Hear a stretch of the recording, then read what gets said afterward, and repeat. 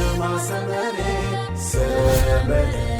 كابيزي رابيزي حيلنا للنبت فلتت حقوز دستا سحاب سنيت رفتا نفسد النهار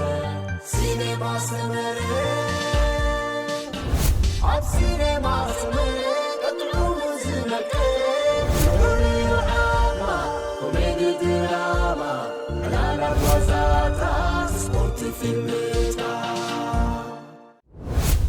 سلام زغوركم تخاتلتي سينما سمر على توزينا سبورت حيزلكم قريبا لخو نمكتتالكم بخبري عدم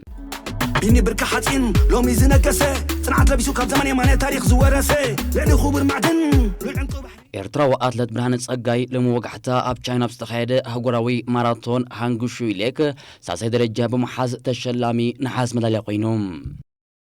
ስኮዳ ዞር ላክሰምበርግ ሰንበት 22 መስከረም በሐምሻይ መድረኹ መጋረጅ ዓጽዮም ኣብዛ መድረኽ ድማ ተቐዳደምቲ 176.9 ኪሎ ሜትር ዝርሕቐት ውድድር የማካይዶም ኣብዛ በጥበታ ውድድር ዓባይ ጉጅለ መዛዘሚ ዝረኸበት መድረኽ ኣባል ግሩፓማ ኤፍዲጄ ዴቪድ ጋውዱን ውድድሩ ብ4 ሰዓትን 6 ደቂቕን 3 ካልኢትን ብምዛም ዕውት ሓምሻይ መድረኽ ዞር ላክሰምበርግ ኮይኖም ኣባል ሊደር ትሬክ ኣሜሪካዊ ኩዊን ሲሞንስን ፈረንሳዊ ኣባል ቶታል ኤነርጂ ጆርዳን ጄጋትን ድማ ብተመሳሳሊ ግዜ ካልኣይን ሳልሳይን ተርታሒዞም ሕንጻጽ ረጊጾም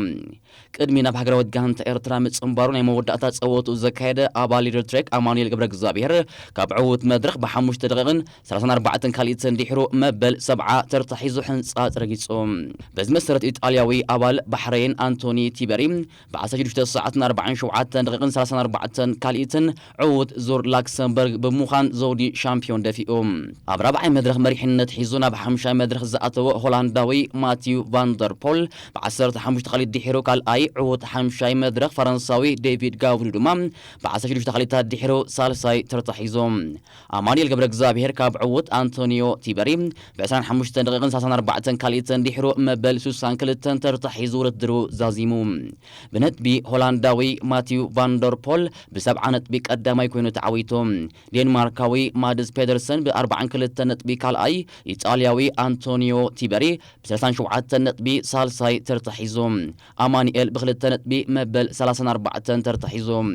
ሆላንዳዊ ኣባል ሶዳል ኩክስቴፕ ፔፒን ሬይንደርስ ብ26 ነጥቢ ኣንበሳ ዓቐብ ዞር ላክሰምበርግ ኮይኖም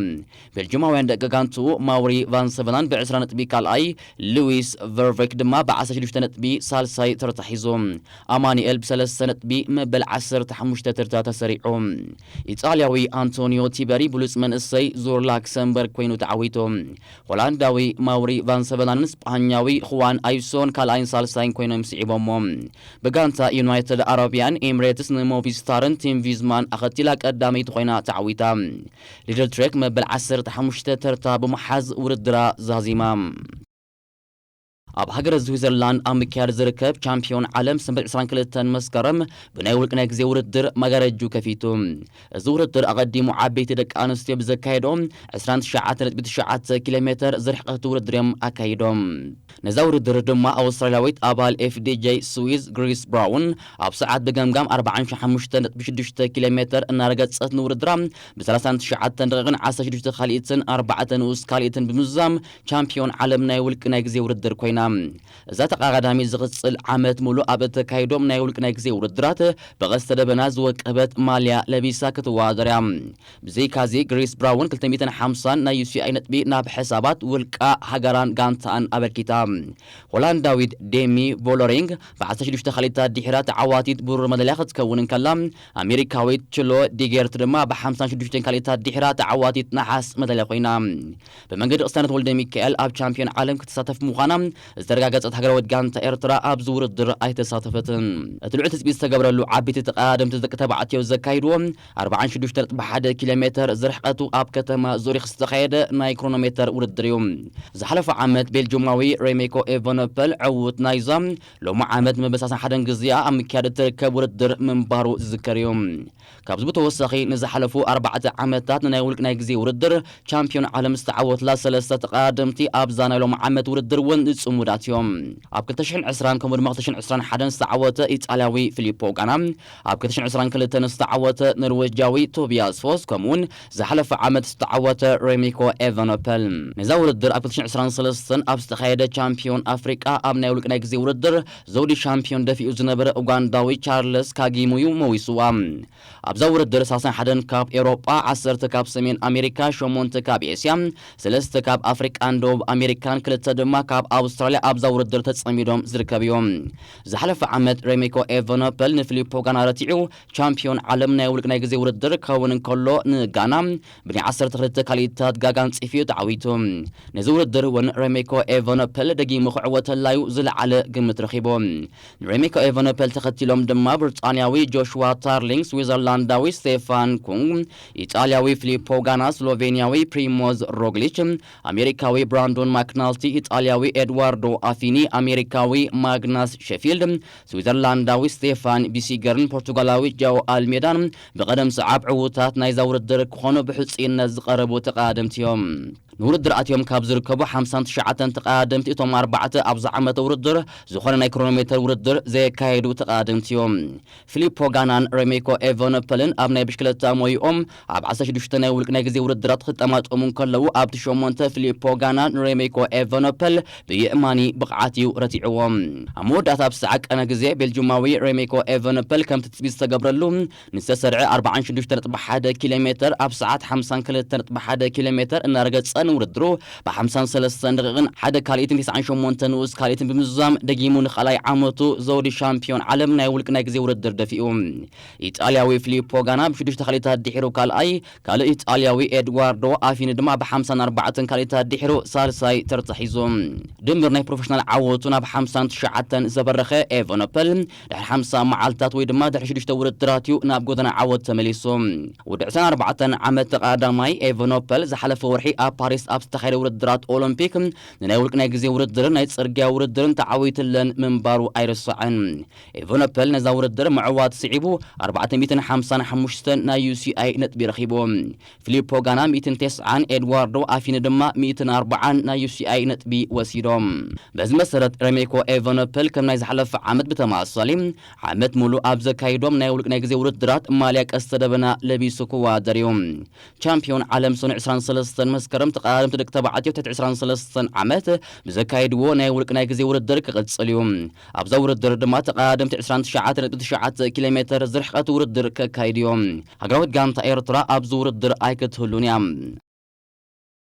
ቀዳም 21 መስከረም ኣብ ቤልጅየም ኣብ ናይ ሓደ መዓልቲ ውድድር ሱፐር 8 ክላሲክ ተጸምደ ቻምፒዮን ኤርትራ ናትናኤል ተስፋጽዮን ካብ ቤልጅየም ከይወፀ ሰንበት 22 መስከረም እውን ኣብ ናይ ሓደ መዓልቲ ውድድር ኣልፋሱን ኩጊስ ፒጀል ዝተሰሚየ ውድድር ተጸሚዱ